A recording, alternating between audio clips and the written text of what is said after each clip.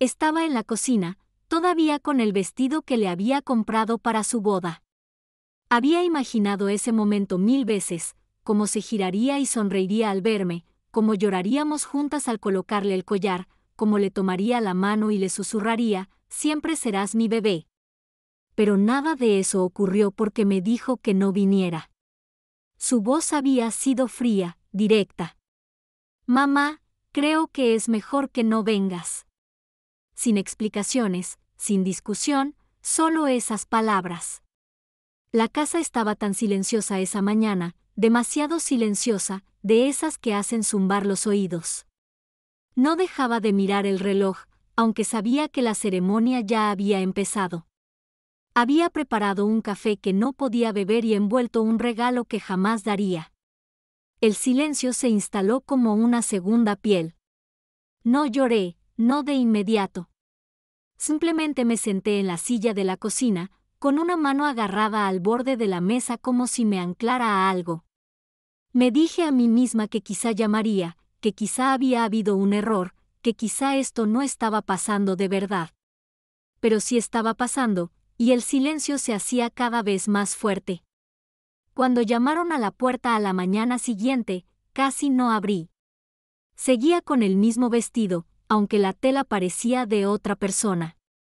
Abrí despacio, esperando a un vecino o un repartidor, pero allí estaba, Caleb, el nuevo esposo de mi hija, todavía con su traje de novio, aunque sin corbata y con los botones del cuello desabrochados.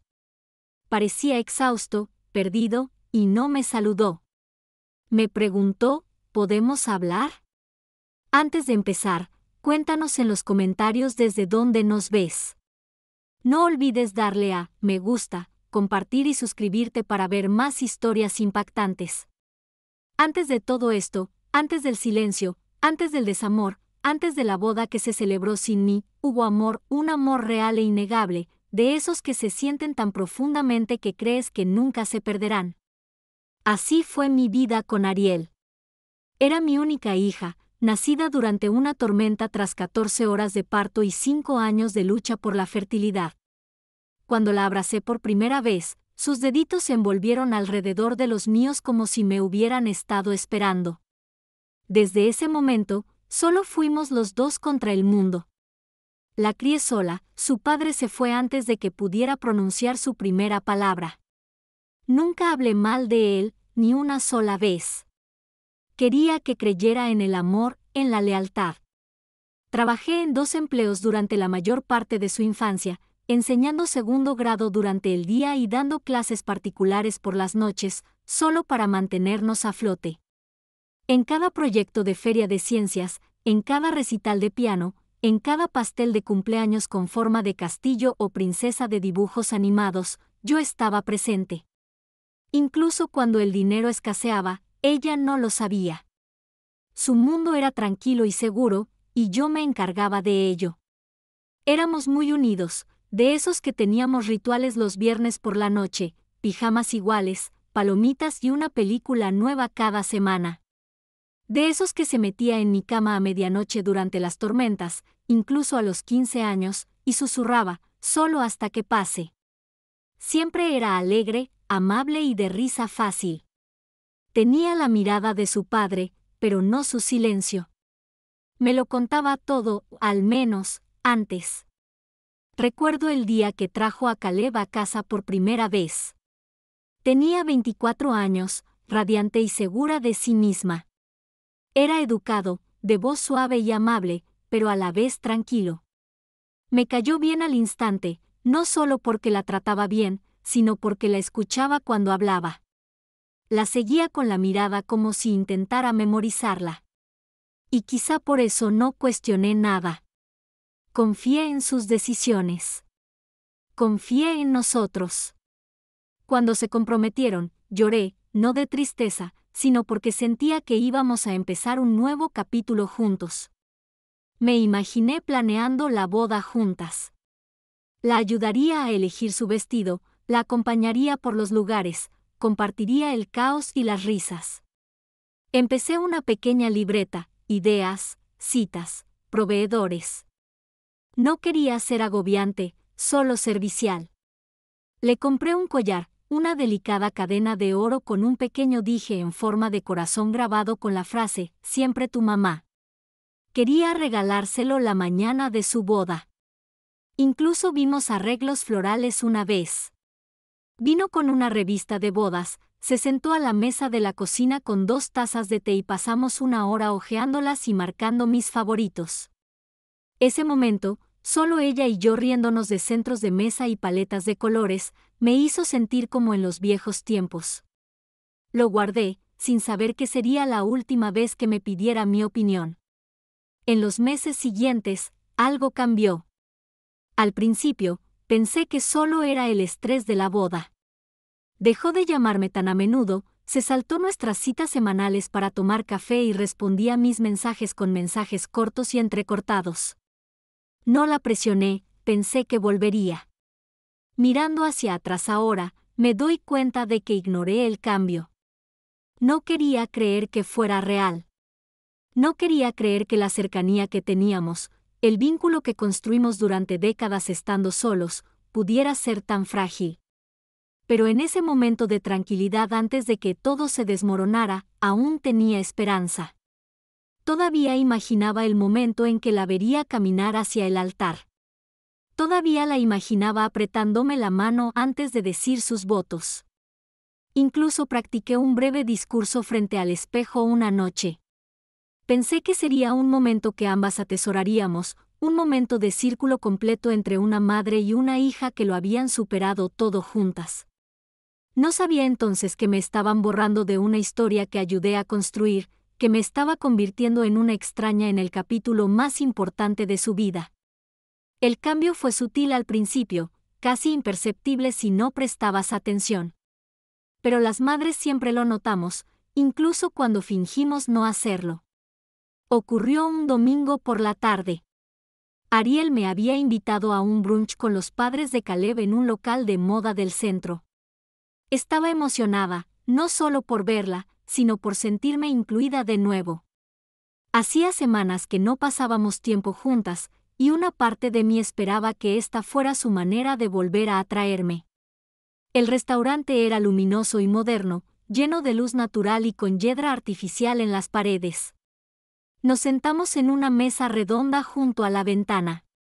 Los padres de Caleb, Richard y Marle, ya estaban sentados cuando llegué, ambos vestidos de gala. Marle llevaba gafas de sol de diseño que no se quitaba, ni siquiera dentro. Caleb se levantó para saludarme, Ariel no. Mamá, dijo secamente, lo lograste. Fue su forma de decirlo, no del todo fría, sino distante, como si yo fuera una obligación en lugar de alguien a quien hubiera deseado ver. Sonreí. No me lo perdería. El camarero trajo los menús y pregunté si tenían opción vegetariana, algo ligero. Marle se burló entre dientes y dijo, otra más. Ariel rió nerviosamente, pero no dijo nada. Le quité importancia, no quería armar un escándalo. Empezamos a hablar de la boda. Caleb mencionó que acababan de terminar la lista de invitados. Me animé, emocionada. ¿Ya elegiste a tu florista?, pregunté, sacando un pequeño folleto de mi bolso. Una de mis antiguas alumnas empezó un negocio de flores, y sus arreglos son preciosos. Pensé. Lo tenemos bajo control, interrumpió Ariel con voz cortante e inmediata. La sonrisa se me congeló. La miré sorprendido. El panfleto que tenía en la mano de repente me pareció ridículo. Comencé. Lo sé, dijo, con firmeza, pero es algo que ya hemos descubierto. La mesa se quedó en silencio. Caleb bajó la vista a su plato. Marle arqueó una ceja y dio un sorbo a su mimosa. Doblé el folleto y lo guardé en mi bolso. Me ardían las mejillas, pero reí suavemente para disimularlo. Claro, dije, no era mi intención ofender a nadie. Pero algo dentro de mí se quebró. No fue solo lo que dijo, sino la rapidez con la que me desestimó, como si mi opinión no importara, como si mi emoción me avergonzara. Esa noche, Me senté en el sofá y reviví el momento una y otra vez. Al principio me pareció insignificante, pero cuanto más lo pensaba, más me inquietaba. Siempre había sido respetuosa, incluso cuando no estábamos de acuerdo. Ni siquiera en su adolescencia, me interrumpió de esa manera. Me pregunté si era el estrés de la boda o si tal vez intentaba impresionar a los padres de Caleb, quienes claramente me veían como alguien de un nivel social inferior. Aún así, me dolió. Durante los días siguientes, noté otros detalles. Dejó de enviarme noticias sobre los planes. Me enteré de su despedida de soltera por una foto que alguien publicó en Internet. Cuando comenté, "Parece un día precioso", ni siquiera respondió.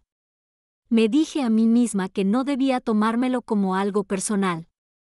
Me recordé que estaba ocupada, abrumada y que tal vez dependía más de la familia de Caleb para equilibrar la carga. Quería creerlo. Lo necesitaba. Pero persistía, ese momento en el brunch, la forma en que me miró, la rapidez con la que me cerró los ojos, como si me estuviera desubicando en una vida que le había ayudado a construir durante 2 décadas. Fue la primera vez que cuestioné mi papel en su nuevo mundo, la primera vez que me pregunté si ya me habían reemplazado. Después del brunch, las cosas no volvieron a la normalidad. De hecho, se tranquilizaron, de una forma inquietante.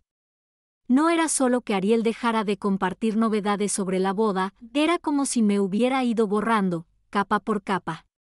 Las llamadas se volvieron esporádicas, los mensajes se convirtieron en respuestas de una sola palabra.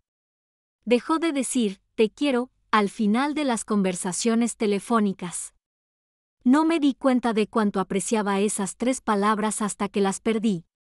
Intenté involucrarme, con delicadeza, sin pasarme de la raya. Le envié una foto de mi antiguo velo de novia y le pregunté si quería usarlo como su algo viejo. Había pertenecido a nuestra familia durante 3 generaciones. No respondió en 3 días.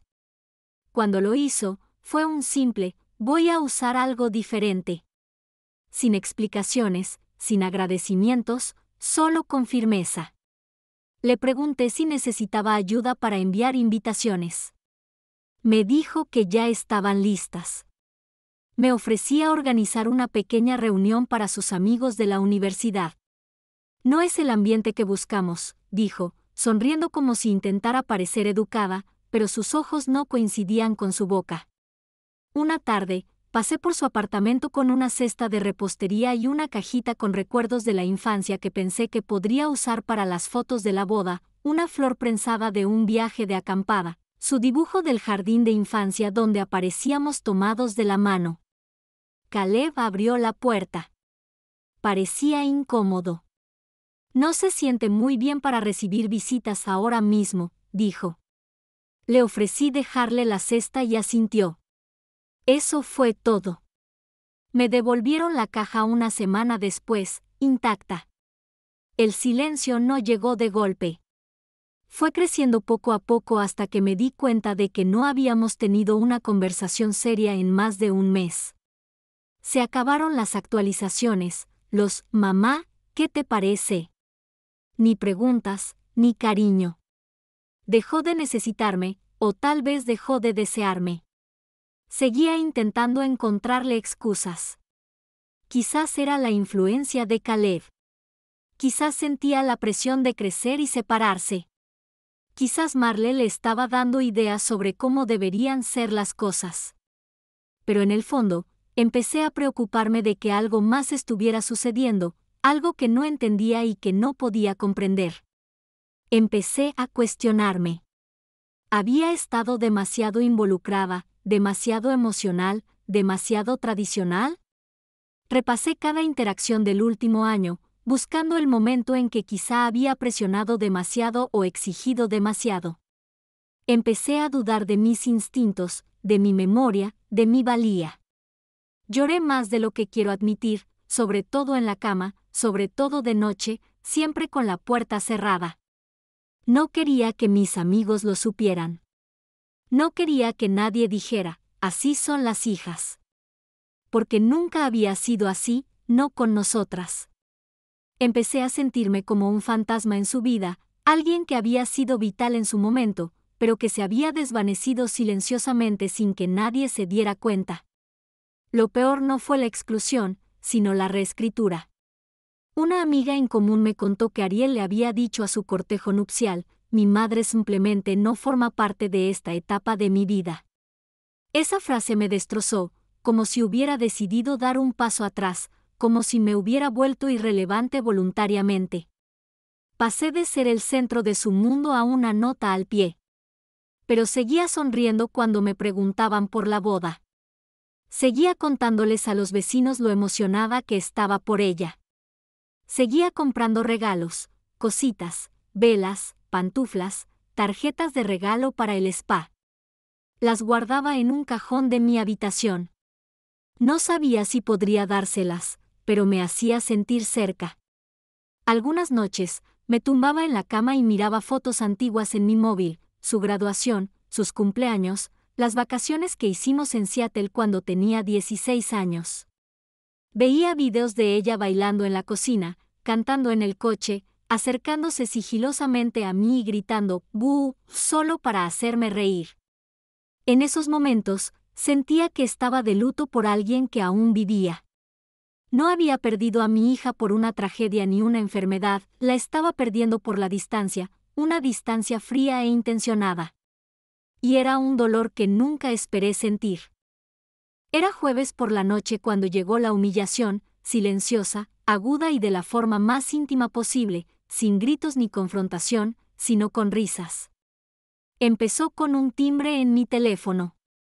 Estaba cocinando la cena, sopa de lentejas, algo caliente para llenar el vacío que se había formado en mi pecho. Miré la pantalla y vi que me habían añadido a un grupo de chat titulado Las chicas de novia de Ariel. El corazón me dio un vuelco. Pensé que tal vez era su forma de volver a conectar conmigo, que tal vez ella también me extrañaba. Abrí el chat. Al principio, solo había fotos, damas de honor probándose vestidos, alguien publicando un mood board con combinaciones de colores, una captura de pantalla de Caleb y Ariel bailando en su sala, con una gran sonrisa. Luego llegaron los mensajes, docenas, de chicas que apenas conocía, damas de honor, primas, antiguas compañeras de piso. Algunas me habían visto una vez, quizá dos, pero hablaban de mí como si fuera una categoría, un problema. Ari dijo que su mamá se va a poner furiosa si no está al frente durante los votos. Clásica energía maternal autoritaria. Simplemente dejen que la niña tenga su día. Juro que si se viste de blanco gritaré. Por favor, que alguien se asegure de que ella no haga nada raro. ¿Acaso sigue viniendo? Ari ya ni siquiera habla de ella. Se me hizo un nudo en la garganta. Volví a subir la página con las manos temblorosas. Fue como descorrer una cortina y encontrarme con una fiesta a la que no te habían invitado, pero donde seguía siendo el tema principal de conversación. No sabían que estaba allí, o alguien debió añadirme sin querer. Y ahí, entre bromas y emojis, estaba la respuesta de mi hija: tiene buenas intenciones, pero a veces es demasiado. Todo se convierte en un sentimiento de culpa con ella. Sinceramente, no tengo energía. Dejé de respirar por un segundo. Leí el mensaje una y otra vez. Lo miré como si las palabras fueran a cambiar, pero no. Eran suyas, y eran sinceras. No estaba enojada, estaba vacía. No era solo un mensaje privado, era una habitación llena de gente riéndose de mí a puerta cerrada, gente que nunca me había acompañado en noches de fiebre, proyectos escolares, rupturas, gente que no sabía cuánto me había esforzado para que su infancia se sintiera plena. Y mi hija, la niña a la que una vez mecía para dormir mientras tarareaba canciones de cuna, les había dado permiso. Me senté en el taburete de la cocina. La sopa se desbordaba en la estufa detrás de mí, silbando, burbujeando, pero no me moví. Me quedé mirando el teléfono en mi regazo. No respondí. No salí del chat de inmediato. Leí cada mensaje, línea por línea, hasta que el dolor se hizo más intenso. Finalmente, me puse de pie, me sequé las manos con un paño de cocina y salí del grupo en silencio. No la llamé. No le envié un mensaje dramático. No lloré esa noche. Simplemente me sentí pequeño, como si me hubiera convertido en el chiste de una historia que creía estar ayudando a escribir. A la mañana siguiente, abrí el armario y me quedé mirando el vestido que había comprado para la boda. Era de un suave color rosa, elegante y sencillo, justo lo que ella solía decir que le encantaba. Lo había elegido con cuidado, queriendo verme hermosa sin eclipsar, queriendo sentirme parte de la familia. Pero de repente, ese vestido se sintió como un disfraz para alguien que ya no tenía un papel. Ese fin de semana, recibí un mensaje de Ariel. Sin disculpas, sin mencionar el chat grupal, solo, oye, solo te confirmo que no necesitas que te añadan al plano de asientos, ¿verdad? Eso fue todo, solo logística. Escribí una respuesta, la borré, la volví a escribir, la volví a borrar. No me atreví a decir nada que no sonara amargado o roto. Al final, simplemente respondí, sí, no iré. Te deseo un buen día. Esa noche, lloré en mi almohada como una niña, no por la crueldad, sino porque por fin había aceptado la verdad, ella no me quería allí. No hice la maleta. No di un portazo. No hubo una salida dramática, solo silencio. Después del chat grupal, después de su mensaje confirmando mi ausencia, me di cuenta de que ya no había nada por lo que luchar. No me habían invitado a su boda en ningún sentido real, ni emocionalmente, ni respetuosamente, y ahora ni siquiera físicamente. Así que me dejé llevar. Soltar no fue inmediato. Fue una serie de decisiones silenciosas que al principio parecieron derrotas. Borré la carpeta de mi computadora con la etiqueta «Ideas para bodas». Doblé el vestido que había comprado y lo guardé en la funda, luego lo deslicé debajo de la cama. Tomé el collar que pensaba regalarle, el que había hecho con el anillo de bodas de mi madre, y lo guardé en la caja, envuelto en terciopelo como algo sagrado e indeseado. Entré en la habitación de invitados, que había decorado con cariño en suaves tonos lilas, pensando que ella y Caleb podrían pasar la noche allí después de la boda. Doblé las toallas que había preparado, quité las velas aromáticas y deshice los pequeños gestos de esperanza que había bordado en ese espacio. No se lo dije a nadie, ni a mis amigos, ni a los vecinos que me preguntaban si estaba emocionada, ni siquiera a mi hermana, que había llamado semanas atrás diciendo, ya cambiará. Las hijas siempre vuelven con sus madres. No necesitaba el consuelo de nadie. Necesitaba espacio para llorar, para comprender y tal vez para empezar a aceptar que la persona que crié con tanto amor se había convertido en alguien a quien no reconocía del todo. Llegó el día de la boda. Me desperté a las 6, no había puesto alarma, mi cuerpo lo sabía. La casa estaba demasiado silenciosa, incluso para ser sábado. Afuera, la luz del sol se sentía demasiado dorada, demasiado suave para el dolor en mi pecho. Preparé una cafetera y no me la tomé. Me quedé en la cocina, con el mismo vestido color rosa, no porque tuviera pensado ir, sino porque necesitaba ver que había decidido rechazar. Me quedé allí de pie durante horas, sin moverme mucho, solo escuchando. ¿Qué? No sé, quizá el sonido de la nada. La imaginé caminando hacia el altar. Imaginé a la gente sonriendo, la música sonando, los flashes de las cámaras.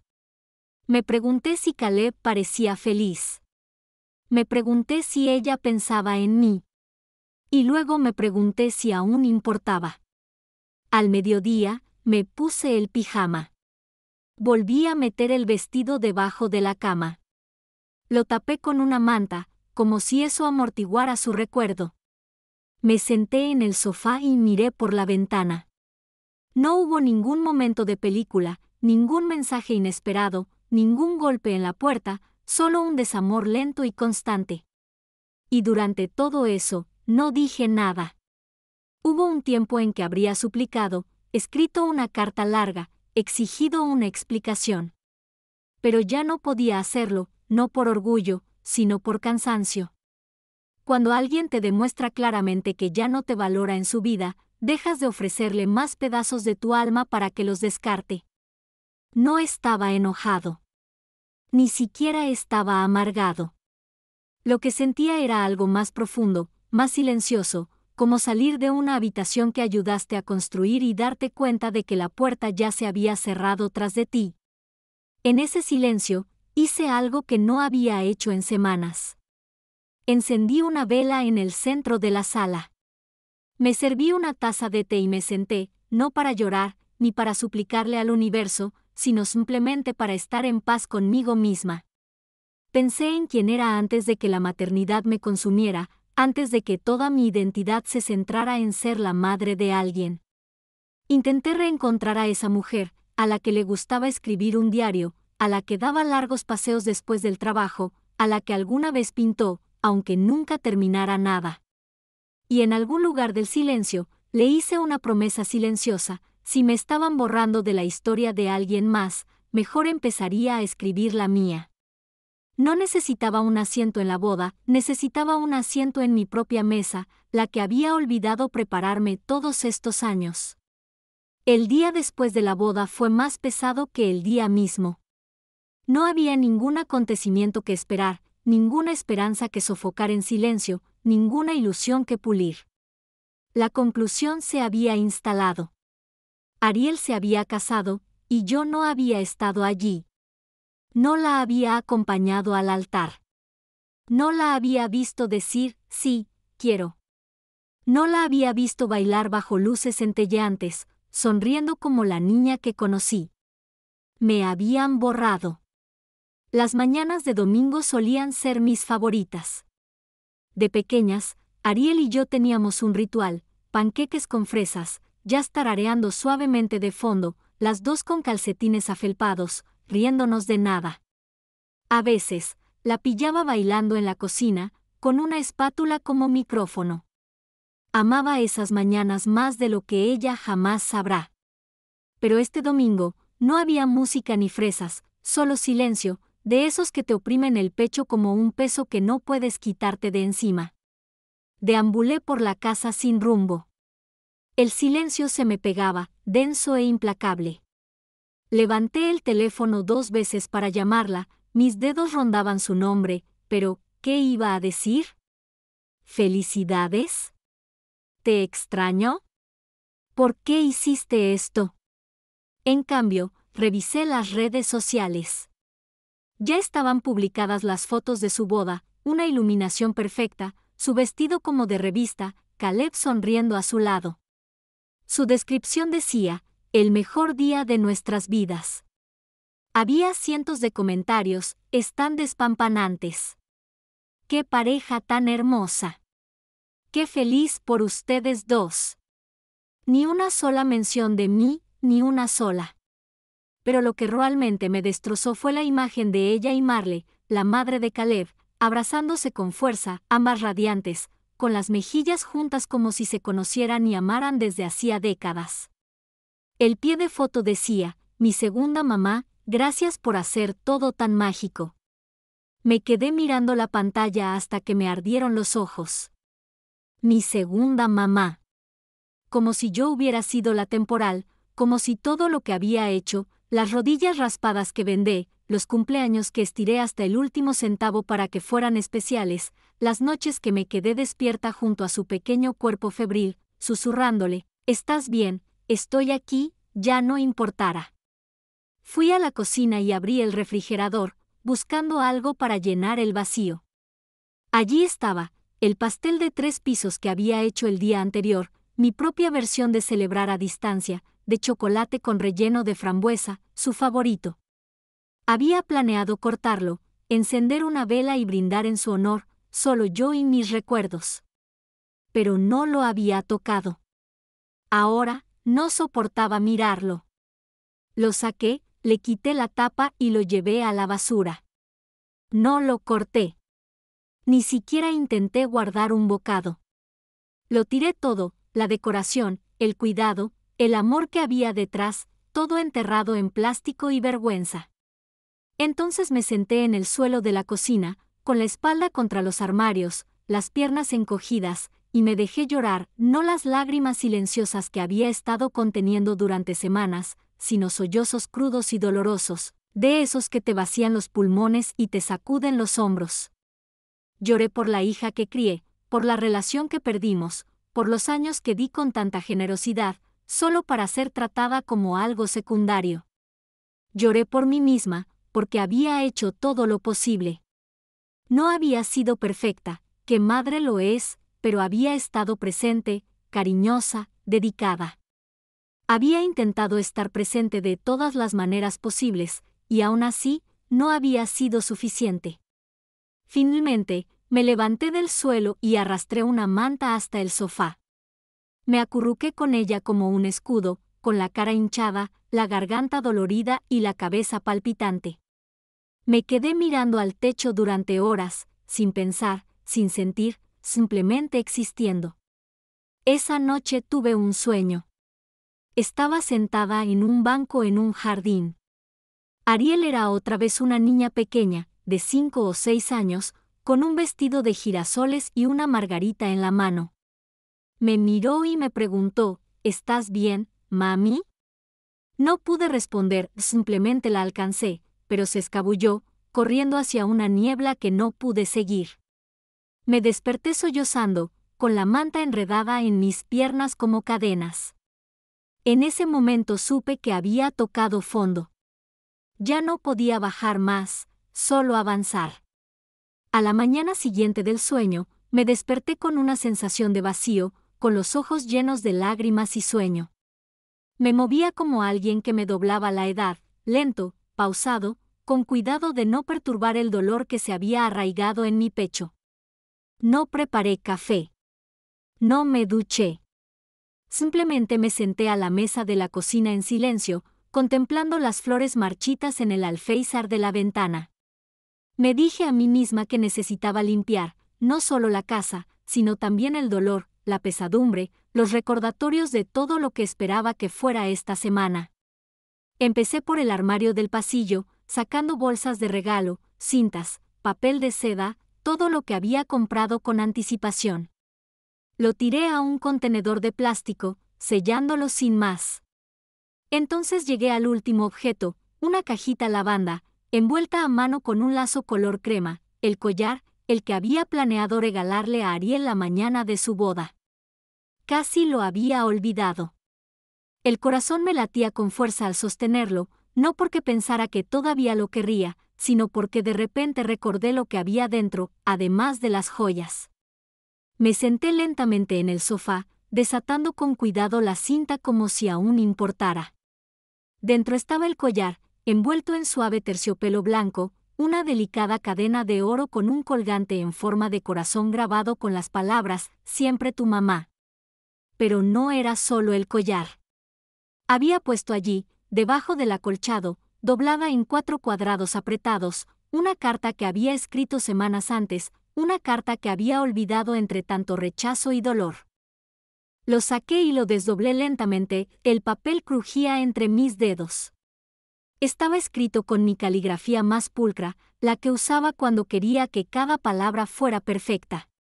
Querido Ariel, hoy te conviertes en esposa, compañera, copiloto en la vida de alguien más, y aunque sé que ese rol es sagrado y hermoso, espero que nunca olvides el que siempre has tenido como mi hija. Desde el momento en que te abracé por primera vez, supe que pasaría mi vida protegiéndote, animándote y amándote de todas las maneras posibles.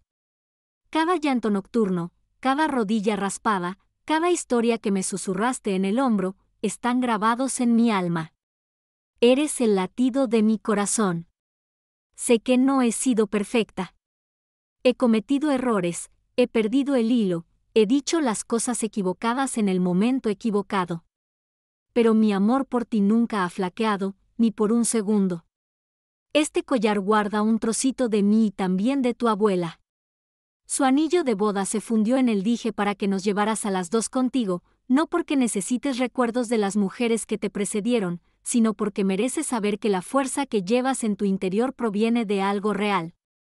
No sé a dónde te llevará tu nueva vida, pero espero que siempre encuentres el camino de regreso a mí, no porque tengas que hacerlo, sino porque lo deseas, porque el amor, el verdadero, tiene espacio para raíces y alas. Con todo mi corazón. Mamá. Me temblaba la mano al leer las palabras en voz alta, mientras las lágrimas resbalaban silenciosamente por mis mejillas. Las había escrito en un momento de esperanza, de calidez, cuando creí que aún habría espacio para mí en su siguiente capítulo. Pero ahora, leerlas se sentía como un mensaje de una versión de mí misma que no sabía que le esperaba. Sin embargo, de alguna manera, no me hizo sentir tonta. Me hizo sentir con los pies en la tierra. Esa carta ya no era para Ariel, era para mí. Me recordó a la madre que había sido, el amor que había dado con tanta generosidad, el legado que había heredado de mi madre y que había intentado transmitir. El dolor no lo había borrado, su silencio no lo había deshecho. Guardé la carta en la caja, pero dejé el collar afuera. Lo abroché alrededor de mi cuello, buscando entre las lágrimas.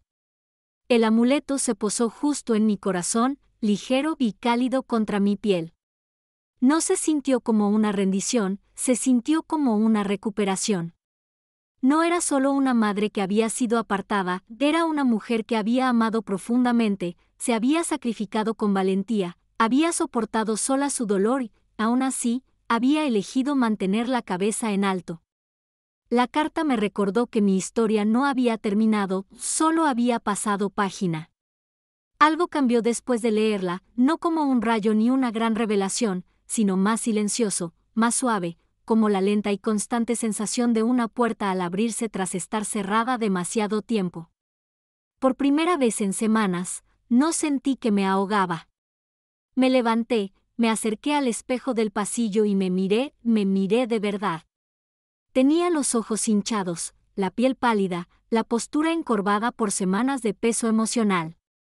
Pero también vi algo más, un destello, un pulso, una mujer aún de pie. No me había dado cuenta de lo mucho que me había alejado de mí misma. La maternidad había sido mi identidad durante tanto tiempo que había perdido la noción de la mujer que había debajo. Había dejado de hacer cosas por mí, de soñar con mis propios sueños. Había puesto mi valor enteramente en lo necesaria que era, y ahora que ya no me necesitaban, ni me querían, no tenía ni idea de quién era sin ese rol. Pero la carta me recordó, era más que una madre. Era Leona. Me encantaba escribir cuentos, casi nada elaborado, solo garabatos en diarios viejos. Recordaba la emoción de crear personajes, crear escenas, imaginar vidas que no eran las mías. Solía sentarme en el porche por las tardes y escribir hasta que el cielo se ponía morado. Ese día, saqué uno de mis viejos diarios de una caja en el garaje. Las páginas estaban amarillentas, pero la tinta seguía clara. Los hojeé, sonriendo por lo apasionada que había sido, lo audaz que era con las palabras. Mi yo más joven tenía tanto que decir. Tal vez aún lo tuviera. Preparé una taza de té, encendí una vela y me senté a la mesa de la cocina, no para hojear fotos viejas, ni para lamentar lo perdido, sino para escribir. Las palabras surgieron lentamente al principio, pero surgieron. Escribí sobre una mujer que empieza de nuevo tras un desamor. Escribí sobre la fuerza que florece en lugares tranquilos. Escribí sobre la dignidad, esa que no grita ni suplica ser notada. Esa tarde se convirtió en noche, y por primera vez en mucho tiempo, no me sentí vacía. Me sentí presente y viva. Al día siguiente, di un paseo por el barrio. Era algo que solía hacer con frecuencia, pero que no había hecho en meses. El aire era fresco y puro, y los primeros indicios del otoño se asomaban entre los árboles. Pasé junto a casas con campanillas de viento, niños jugando en las entradas de las casas, y el aroma de alguien horneando algo dulce. La vida seguía su curso, no se había detenido solo porque estuviera de luto. En la cafetería de la esquina, me encontré con una antigua compañera de trabajo de la escuela donde daba clases. Se llamaba Mara, y siempre nos reíamos en la sala de descanso de los desastres ortográficos de nuestros alumnos y de los intercambios de loncheras. Pareció sorprendida de verme, pero luego su expresión se suavizó y se volvió cálida. «Leona, te he echado de menos», dijo, abrazándome rápidamente. Charlamos un rato. Me preguntó cómo estaba y le di la respuesta sincera, aunque no demasiado, que solemos dar cuando la verdad aún es demasiado cruda. Asintió, comprensiva.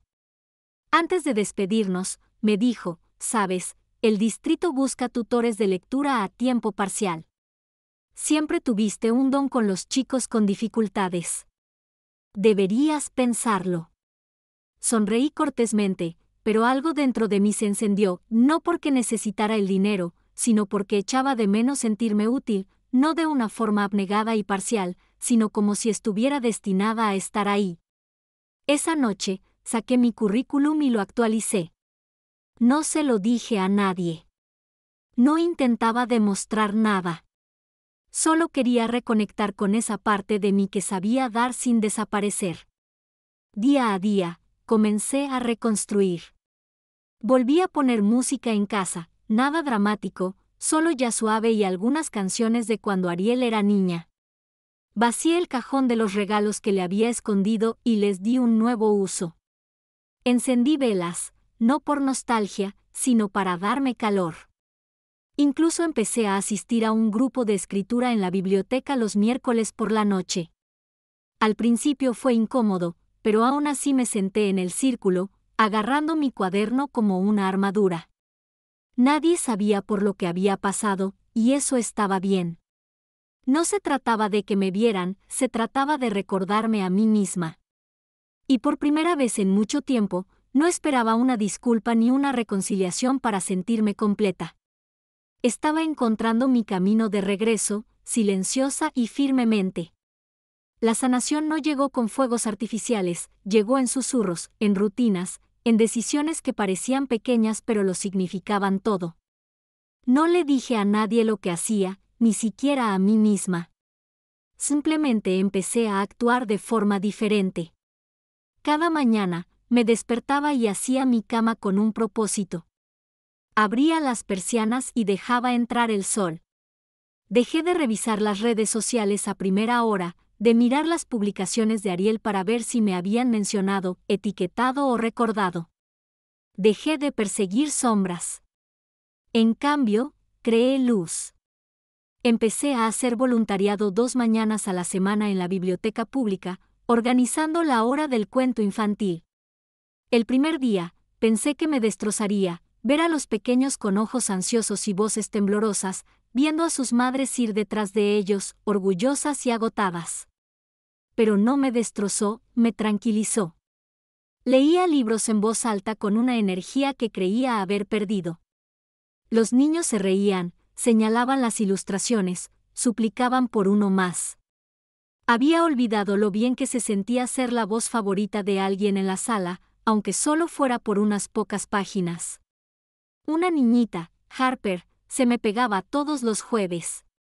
Tenía coletas y solía interrumpir las historias con preguntas como, ¿y si el dragón se siente solo?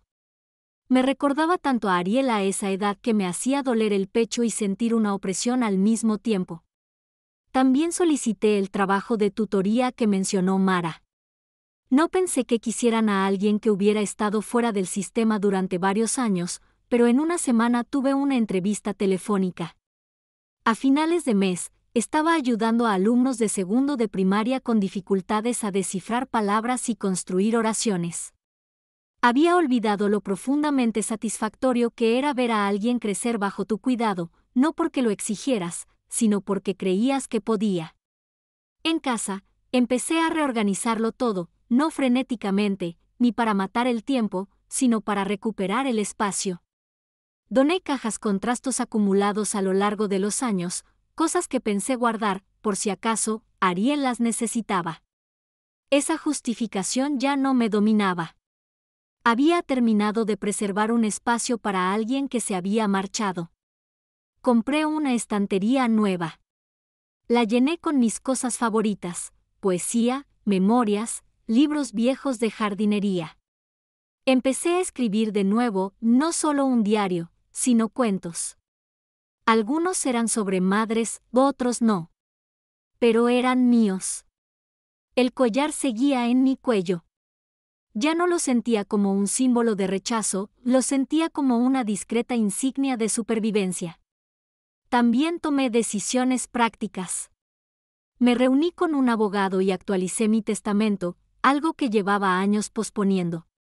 No excluí a Ariel por completo, pero dejé claro que mi legado no estaría determinado por la culpa ni la obligación.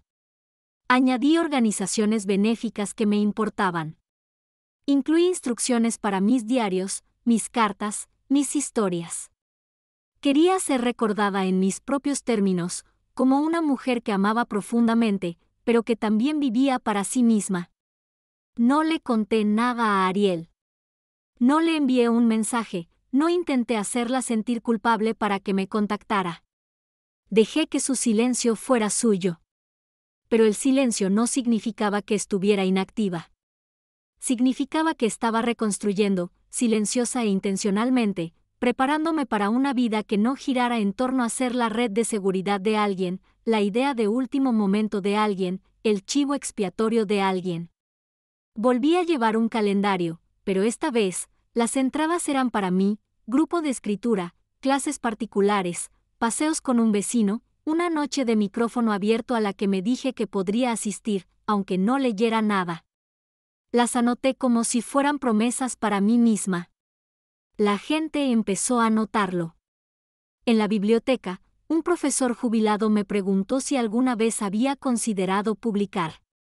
En una clase particular, una madre me escribió una nota de agradecimiento por ayudar a su hijo a disfrutar finalmente de la lectura. En el supermercado, un desconocido elogió mi sonrisa y me preguntó qué perfume llevaba. Ni siquiera me di cuenta de que lo había vuelto a usar. No fue un cambio de imagen, fue un despertar. No hubo ningún anuncio, ninguna publicación en las redes sociales, ningún gran discurso, solo la recuperación lenta y constante de quien había sido siempre debajo del dolor, Leona, no solo la madre de Ariel, sino una mujer que aún tenía capítulos por escribir. Empezó con una onda, no con una ola. Una tarde, al salir del centro de tutoría, recibí un mensaje de un número que al principio no reconocí. Decía: «Hola, señora Leona, soy Sam, del equipo de proveedores de la boda. Solo quería hacer un seguimiento del arreglo de mesas que debía aprobar». Mi pulgar se posó sobre la pantalla del teléfono. Lo miré fijamente un momento y luego respondí simplemente: «No participé en la boda». No hubo respuesta, solo silencio. Pero ese solo mensaje me conmovió profundamente. Por primera vez, alguien ajeno a mi círculo social había asumido que había formado parte del gran día de mi hija porque creía que debía haberlo hecho. Esa pequeña suposición me recordó algo que había olvidado: el mundo no me había borrado, ella sí. Y no todos estaban de acuerdo. Días después, me encontré con una vieja amiga, Denise, en el mercado de agricultores. La habían invitado a la boda por conocidos en común y no me había visto allí. Su rostro se desdibujó. «Te estuve buscando toda la noche», dijo.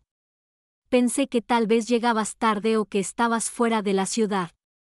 Dudé un segundo, y luego decidí que ya no necesitaba proteger a nadie. Me pidió que no viniera. Denise parpadeó y se llevó la mano al pecho. «Leona, lo siento mucho». No preguntó por qué, no indagó, o simplemente me acompañó en ese momento, como testigo silenciosa de una herida que nadie más había querido reconocer.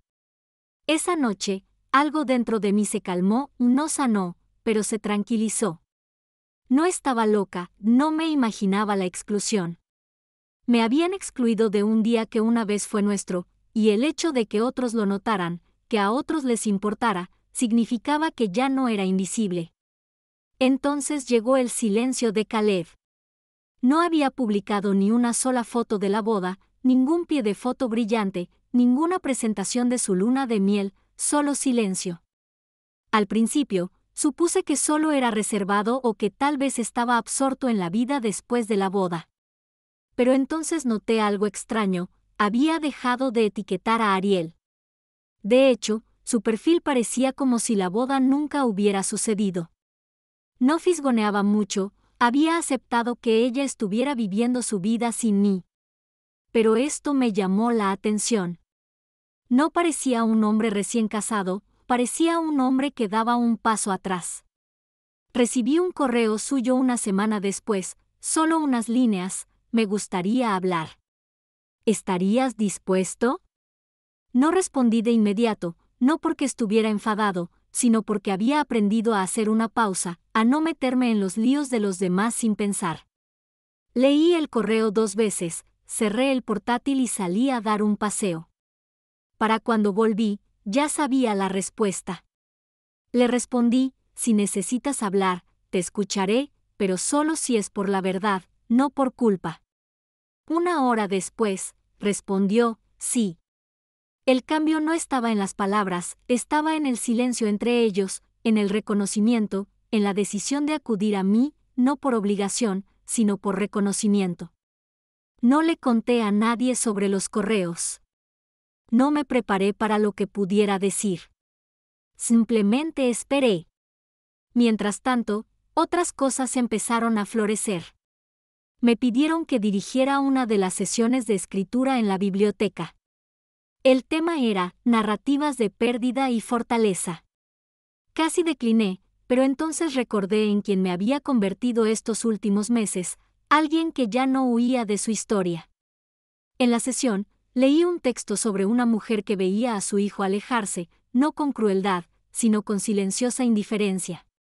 No mencioné nombres, pero la sala se sintió pesada al terminar, y luego aplausos, no fuertes, no performativos, solo lo suficientes para decirme que mi dolor había encontrado resonancia. Más tarde, una mujer se me acercó y me susurró: gracias. Hacía años que no hablaba con mi hija, pero hoy me sentí menos sola. El poder estaba cambiando, no porque Ariel hubiera cambiado, sino porque yo lo había hecho. El centro de gravedad ya no era su aceptación, era mi paz. No necesitaba su permiso para sentirme completa. No necesitaba su validación para saber lo que valía. Y al afrontar cada día, un poco más alta, un poco más segura, lo sentía: no solo estaba sobreviviendo a la pérdida de una hija, estaba recuperando la presencia de una mujer. Caleb llegó una mañana de domingo, de esas en las que el cielo está demasiado despejado para predecir lo que se avecina. Acababa de regresar de la biblioteca, con un libro nuevo bajo el brazo y un café medio hecho en la mano, cuando lo vi estacionado frente a mi casa. Estaba sentado en el coche, con el motor apagado, agarrando el volante como si eso lo anclara en su decisión. No me vio llegar hasta que toqué suavemente la ventanilla. Salió despacio, vestido con sencillez, vaqueros, sudadera gris con capucha y ojos cansados. No se parecía en nada al elegante novio de las fotos de la boda de Ariel, solo un hombre cargando algo pesado. «Hola», dijo con voz suave. «Hola, Caleb», respondí, sin sentir frío ni calor, solo una sonrisa. «¿Quieres pasar?» Él asintió. Nos sentamos a la mesa de la cocina, la misma mesa donde la había atendido el día de su boda, incluso en la misma silla. Se fijó en el collar que llevaba alrededor del cuello, el dije que descansaba sobre mi clavícula. No se lo expliqué, no hacía falta. «No sé cómo decir esto», empezó, con las manos juntas como un colegial esperando su castigo. «Pero no vine a disculparme por Ariel. No estoy aquí por eso». Asentí. «Continúa». Levantó la vista y luego la bajó. «Leí la carta, la que escribiste en la caja». Me quedé quieta. «La encontré la mañana después de la boda», continuó. «No abrió tu regalo. Ni siquiera lo trajo. Estaba en el coche, debajo de sus zapatos. Lo abrí porque, no sé, algo no me cuadraba.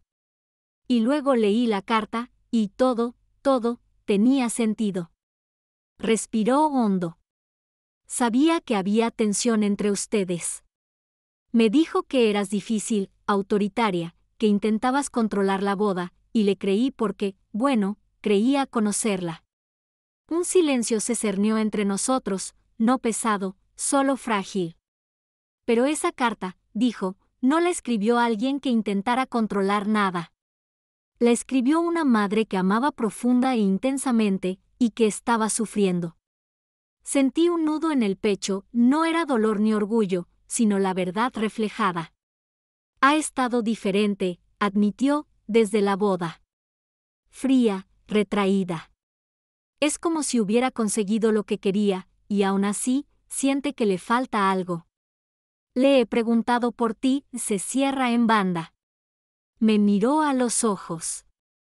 Supongo que vine aquí porque necesitaba comprender por mí mismo, verte, escuchar tu versión quizás, pero sobre todo para decirte que alguien debería haberlo hecho antes.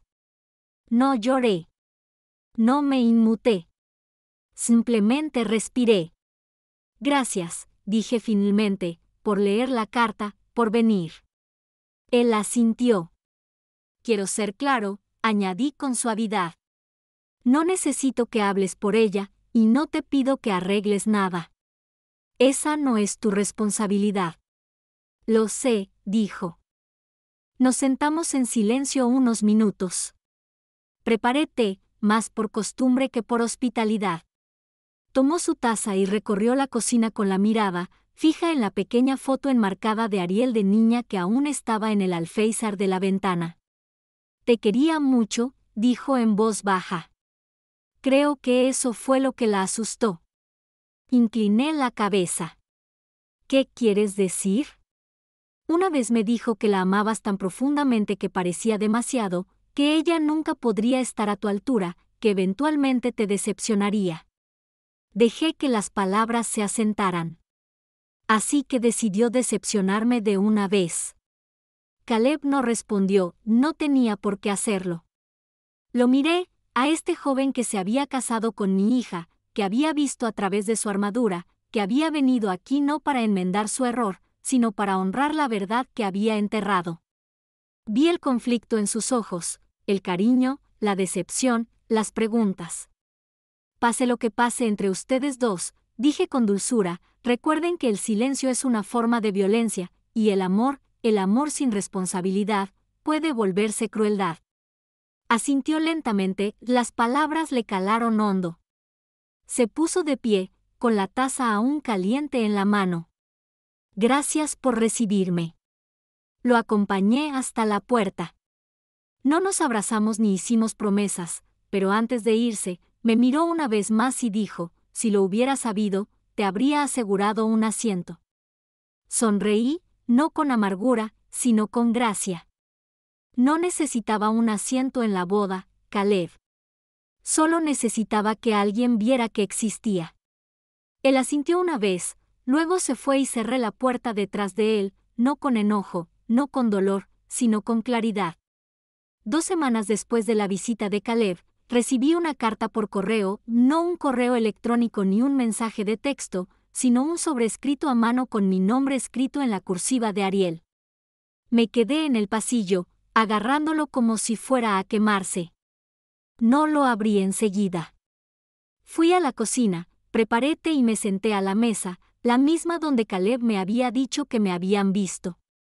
Recorrí los bordes del sobre con el corazón latiéndome con fuerza. Finalmente, la abrí. La carta era corta, menos de una página, pero cada palabra tenía un peso profundo. Mamá. No sé cómo empezar esto. Lo he reescrito 6 veces. Sigo pensando en lo que me gustaría oír si fuera tú, y sinceramente, ni siquiera sé qué sería. Pero esto es lo que sí sé, te lastimé. Te excluí de algo que se suponía que debíamos compartir, y lo hice porque pensé que si pudiera controlar todo a mi alrededor, no sentiría que me estaba desmoronando por dentro.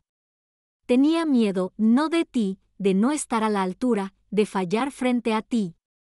Siempre has sido tan fuerte, tan presente, y en algún momento del camino, confundí tu amor con presión. Me convencí de que alejarte me daría espacio para ser yo misma, pero lo único que hice fue crear un vacío, y no estoy orgullosa de ello. Caleb me dijo que te visitó. Me contó de la carta que escribiste. Todavía no he abierto el regalo, no puedo, pero lo haré, te lo prometo.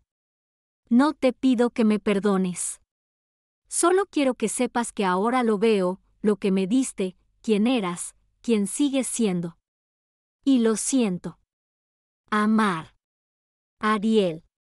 Lo leí 3 veces. Mi primer instinto fue llorar, pero no me salieron las lágrimas, no porque no me conmoviera, sí, sino porque esta no era la disculpa que esperaba. Era más que eso, era responsabilidad, sin excusas, sin justificaciones, simplemente la verdad. Y entonces, casi como si el universo se sincronizara con ese momento, recibí una llamada del distrito escolar esa misma tarde. La coordinadora de tutorías me preguntó si estaría dispuesta a incorporarme a tiempo completo el próximo semestre. Los chicos te adoran, dijo.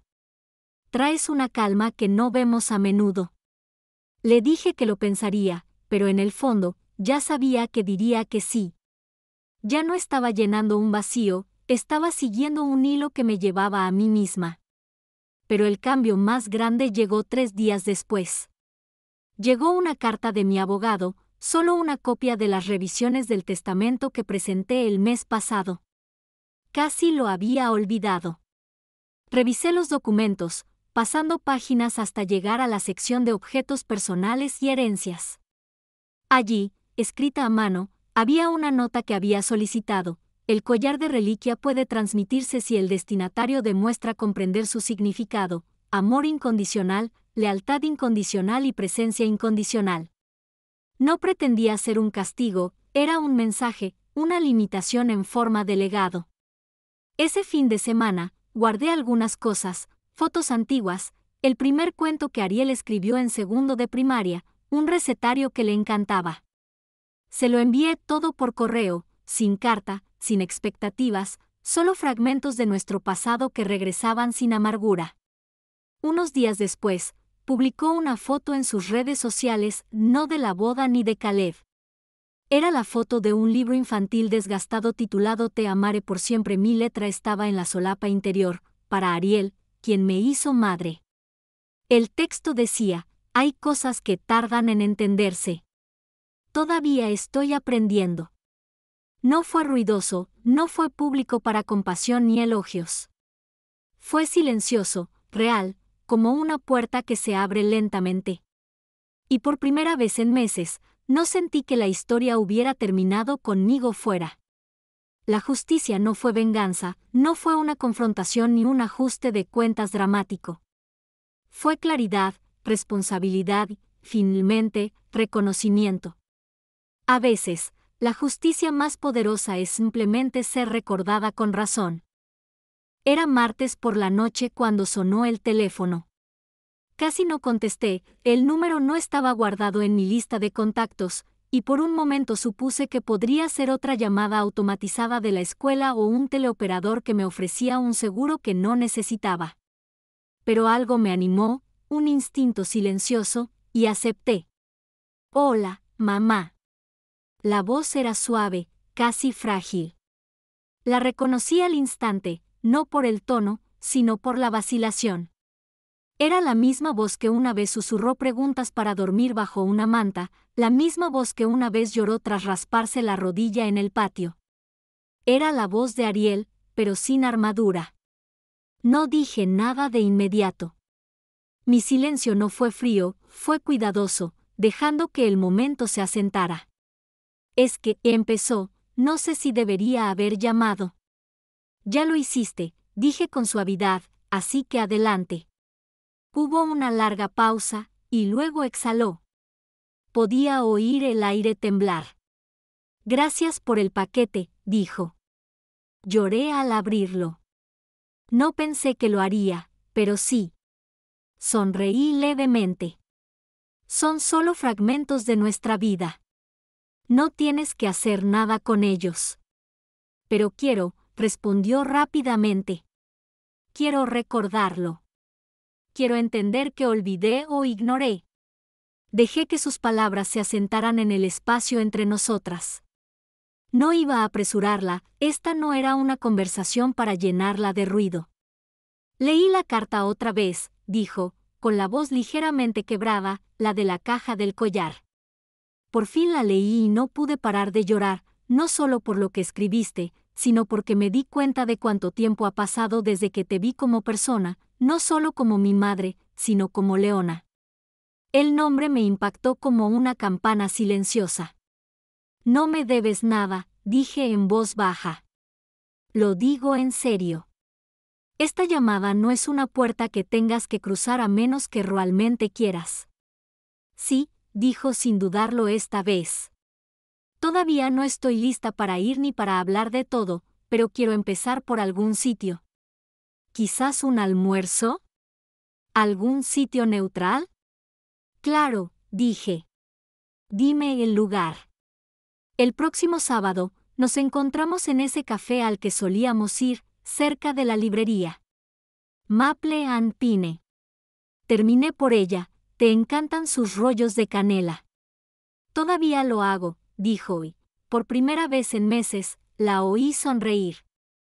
El resto de la llamada fue tranquila, amable, sin disculpas ni análisis, solo algunos recuerdos y algunas risas. Me dijo que Caleb se había mudado por un tiempo, no para siempre, solo para tener espacio y pensar. No me inmiscuí, esa era su historia. Cuando colgamos, no lloré. No me dejé llevar por la esperanza. Simplemente me quedé en mi cocina, el mismo lugar donde había esperado el día de su boda, y susurré, gracias. No a ella, sino al momento, al universo, a la parte de ella que se había ablandado lo suficiente como para llamar. El sábado siguiente, llegué al café 10 minutos antes. Me puse el collar, no para culparla, sino para ponerme los pies en la tierra. Elegí una mesa junto a la ventana, pedí 2 cafés y vigilé la puerta. Cuando entró, al principio apenas la reconocí, no porque hubiera cambiado físicamente, sino porque se veía diferente, menos refinada, menos ensayada, más auténtica. Me vio, se detuvo y se acercó lentamente. Me abrazó, no fuerte, pero tampoco por obligación. Fue un abrazo de verdad, cansado, pero real.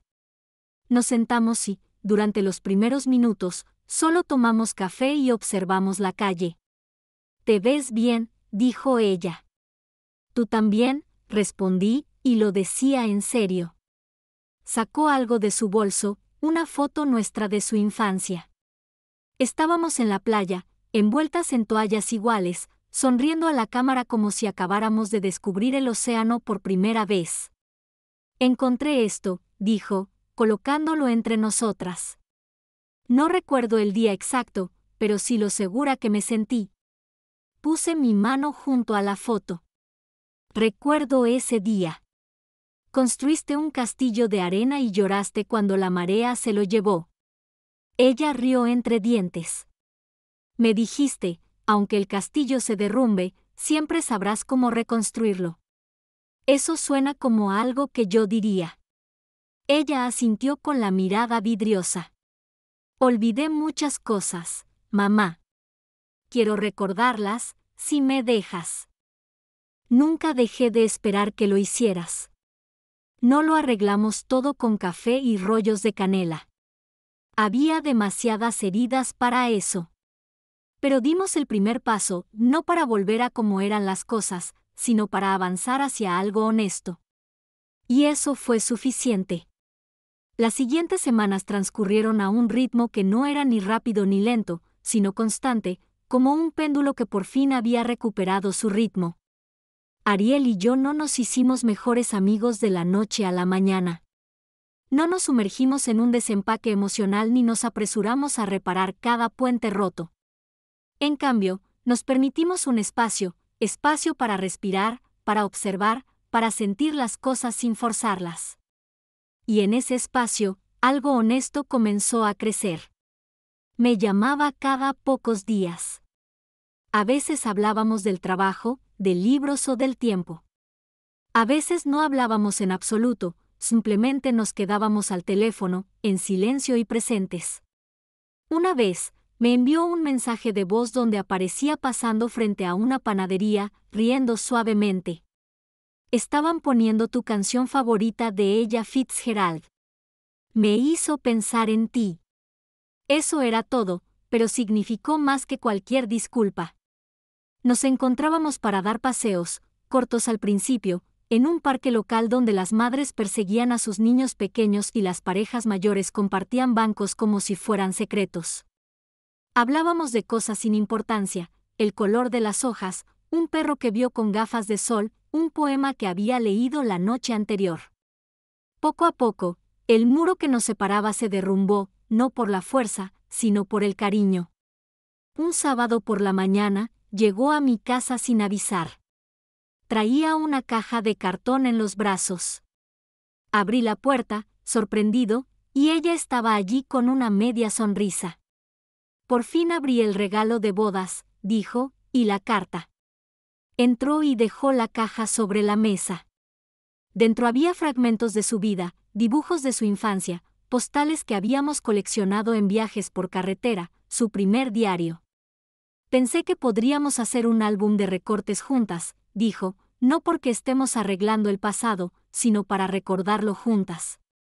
Pasamos el día rodeados de pegamento, cartulina y recuerdos. No hablamos de lo sucedido, no hacía falta. El acto en sí fue sanador. Cada foto que publicamos, cada pie de foto que escribimos, era una pieza de nosotros que se reconstruía. Esa noche, después de que se fuera, me senté sola en la casa silenciosa. El álbum de recortes estaba abierto sobre la mesa, con las páginas secándose y las fotos ligeramente curvadas en las esquinas. Tracé una imagen con la punta del dedo, Ariel, de unos 10 años, sentada en mi regazo, las dos riendo a carcajadas, con un pastel de cumpleaños frente a nosotras. No recordaba cuál era el chiste, pero sí la sensación, pura alegría. Me levanté y me acerqué al espejo del pasillo, el mismo frente al que me había parado el día que decidí recuperar mi identidad. Me miré, no por vanidad, sino por la verdad. Vi a una mujer que había sido rota, no una, sino repetidas veces, y que había decidido no seguir rota. Una mujer que había amado con todo su ser, perdido sin razón, y que de alguna manera encontró el coraje para seguir dando, no solo a los demás, sino a sí misma. En ese momento, me di cuenta de que nunca había esperado la disculpa de Ariel.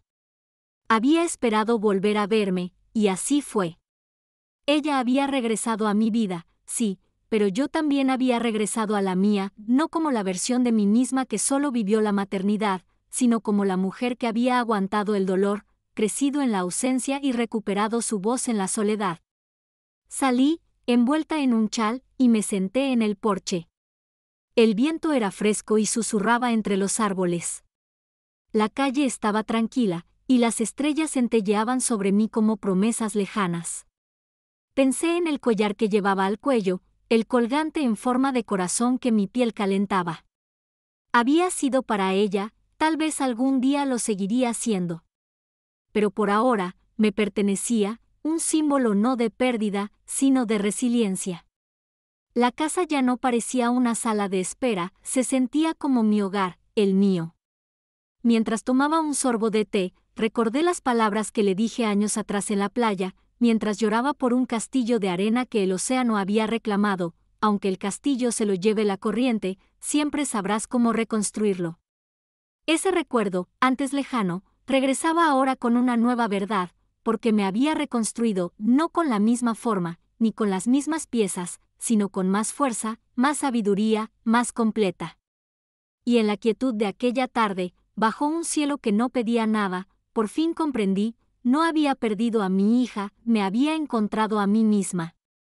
Y eso fue suficiente.